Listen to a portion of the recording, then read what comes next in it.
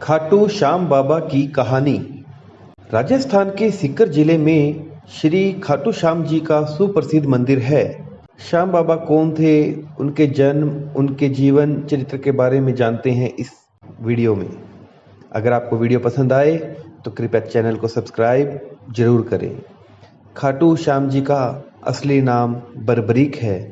महाभारत की एक कहानी के अनुसार बर्बरीक का सिर राजस्थान प्रदेश के खाटू नगर में मिला था, इसलिए बर्बरीक जी का नाम खाटू श्याम बाबा के नाम से प्रसिद्ध हुआ। खाटू श्याम बाबा जी कलयुग में श्री कृष्ण भगवान के अवतार के रूप में माने जाते हैं। श्याम बाबा घटोत्कच और नाग कन्या मोरवी के पुत्र हैं। पांचों पांडवों में सर्वाधिक बलशाली भीम और उनकी पत्नी हिडिंबा बर्बरीक के दादा दादी थे। कहा जाता है कि जन्म के समय बर्बरीक के बाल बब्बर शेर के समान थे, अतः उनका नाम बर्बरीक रखा गया। बर्बरीक का नाम श्याम बाबा कैसे पड़ा, इसकी कहानी के विषय में जानते हैं। बर्बरीक बचपन में एक वीर तेजस्वी बालक थे। बर्बरीक ने भगवान श्री कृष्ण और अपनी मां मोरवी से युद्ध कला कौशल सीखकर निपुणता प्राप्त कर ली थी। बर्बरीक ने आदि शक्ति एवं शिव की तपस्या कर उनसे 3 चमत्कारी वाण प्राप्त किए। इसी कारणवश बर्बरीक का नाम 3 बाणधारी के रूप में भी प्रसिद्ध हुआ। भगवान अग्निदेव ने बर्बरीक को एक दिव्य धनुष दिया था, जिससे वे तीनों लोकों पर विजय प्राप्त करने में समर्थ थे। जब कौरवों पांडवों के बीच युद्ध होने की सूचना बर्बरीक को मिली तो उन्होंने भी युद्ध में भाग लेने का निर्णय लिया। बर्बरीक अपनी मां का आशीर्वाद लिए और उन हारे हुए पक्ष का साथ देने का वचन देकर निकल पड़े। इस वचन के कारण हारे का सहारा बाबा श्याम हमारा, यह बात प्रसिद्ध हुई। जब बर्बरीक जा रहे थे तो उन्हें मार्ग में एक ब्राह्मण मिला। यह ब्राह्मण कोई और नहीं भगवान श्री कृष्ण थे, जो बर्बरीक की परीक्षा लेना चाहते थे। ब्राह्मण बने श्री कृष्ण ने बर्बरीक से प्रश्न किया कि वो मात्र 3 बाण लेकर लड़ने जा रहा है। मात्र 3 बाण से कोई युद्ध कैसे लड़ सकता है? बर्बरीक ने कहा कि उनका एक ही बाण शत्रु सेना को समाप्त करने में सक्षम है और इसके बाद वह तीर नष्ट न होकर वापस उनके तरकश में आ जाएगा। अतः तीनों तीरों का उपयोग से तो संपूर्ण जगत का विनाश किया जा सकता है। ब्राह्मण ने बर्बरीक से एक पीपल के पेड़ की ओर इशारा करके कहा कि वो एक बाण से सारे पत्तों को भेद कर दिखाए। बर्बरीक ने भगवान का ध्यान कर एक बाण छोड़ दिया।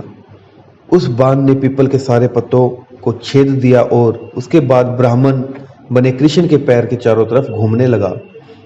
असल में कृष्ण ने एक पत्ता अपने पैर के नीचे छिपा रखा था। बर्बरीक समझ गए कि तीर उस पत्ते को भेदने के लिए ब्राह्मण के पैर के चक्कर लगा रहा है। बर्बरीक बोले, हे ब्राह्मण, अपना पैर हटा लो, नहीं तो ये आपके पैर को भेद देगा। श्री कृष्ण बर्बरीक के पराक्रम से प्रसन्न हुए। उन्होंने पूछा कि बर्बरीक, किस पक्ष की तरफ से युद्ध करोगे? बर्बरीक बोले कि उन्हें लड़ने के लिए कोई पक्ष निर्धारित नहीं किया है, वे तो बस अपने वचन के अनुसार हारे हुए पक्ष की ओर से लड़ेंगे। श्री कृष्ण ये सुनकर विचार मगन हो गए, क्योंकि बर्बरीक के इस वचन के बारे में कौरव जानते थे।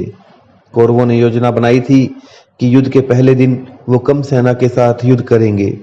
इस युद्ध में वे हारने लगेंगे, जिसके कारण बर्बरीक कौरवों की तरफ से लड़ने आ जाएंगे। अगर बर्बरीक कौरवों की तरफ से लड़ेंगे तो ये उनके चमत्कारी वाण पांडवों का नाश कर देंगे। कौरवों की इस योजना को विफल करने के लिए ब्राह्मण बने कृष्ण ने बर्बरीक से दान देने का वचन मांगा। बर्बरीक ने दान देने का वचन दे दिया। अब ब्राह्मण ने बर्बरीक से कहा कि उसे दान में बर्बरीक का सिर चाहिए। इस अनोखे दान की मांग सुनकर बर्बरीक आश्चर्यचकित हुए और समझ गए कि यह ब्राह्मण कोई सामान्य व्यक्ति नहीं है। बर्बरीक ने प्रार्थना की कि दिए वचन के अनुसार वे अपना शीश का दान अवश्य देंगे, लेकिन पहले ब्राह्मण देव अपने वास्तविक रूप में प्रकट हो जाएं। भगवान श्री कृष्ण अपने असली रूप में प्रकट हुए। बर्बरीक बोले कि हे देव, मैं अपना शीश देने के लिए वचनबद्ध हूँ, लेकिन मेरी युद्ध अपनी आंखों से देखने की इच्छा है। श्री कृष्ण ने बर्बरीक की इच्छा पूरी करने का आशीर्वाद दिया। बर्बरीक ने अपना शीश काटकर श्री कृष्ण को दे दिया। श्री कृष्ण ने बर्बरीक के सिर को 14 देवियों के द्वारा अमृत से सींचकर युद्ध भूमि के पास एक पहाड़ी पर स्थित कर दिया, जहां से बर्बरीक युद्ध का दृश्य देख सके। इसके पश्चात कृष्ण ने बर्बरीक के धड़ का शास्त्रोक्त विधि से अंतिम संस्कार कर दिया। महाभारत का महान युद्ध समाप्त हुआ। पांडव विजयी हुए। विजय के बाद पांडव आपस में बहस करने लगे कि युद्ध का श्रेय किस योद्धा को जाएगा। श्री कृष्ण ने कहा कि बर्बरीक इस युद्ध के साक्षी हैं, अतः इस प्रश्न का उत्तर उन्हीं से जानना चाहिए। तब परमवीर बर्बरीक ने कहा कि इस युद्ध का विजय का श्रेय मात्र कृष्ण को जाता है, क्योंकि श्री कृष्ण की उत्कृष्ट युद्ध नीति के कारण ही यह सब संभव हुआ। विजय के पीछे सब कुछ श्री कृष्ण की ही माया थी। श्री कृष्ण वीर बर्बरीक की महानता से अति प्रसन्न हुए और उन्होंने कहा कि हे वीर बर्बरीक, आप महान हैं। मेरे आशीर्वाद स्वरूप आज से आप मेरे नाम शाम से प्रसिद्ध हो जाओगे। कलयुग में आप कृष्ण अवतार रूप में पूजे जाएंगे और अपने भक्तों के मनोरथ पूर्ण करेंगे।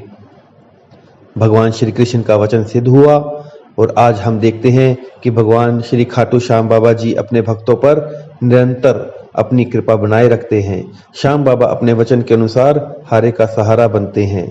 इसलिए जो सारी दुनिया से हारा सताया गया होता है, वह भी अगर सच्चे मन से नाम लेवे, स्मरण करे, तो उसका कल्याण अवश्य होता है। श्री खाटू श्याम बाबा की महिमा अपरंपार है। ये पहला भाग है।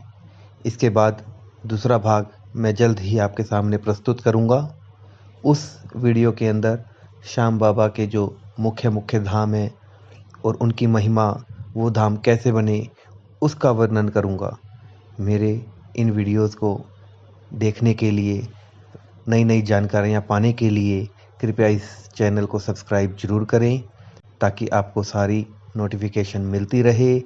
मेरे चैनल को शेयर, वीडियो को लाइक करना न भूलें और श्याम बाबा से जुड़े कमेंट आप इस वीडियो में जरूर डालें। जय श्री श्याम। बोलो हारे के सहारे की जय, बाबा श्याम प्यारे की जय।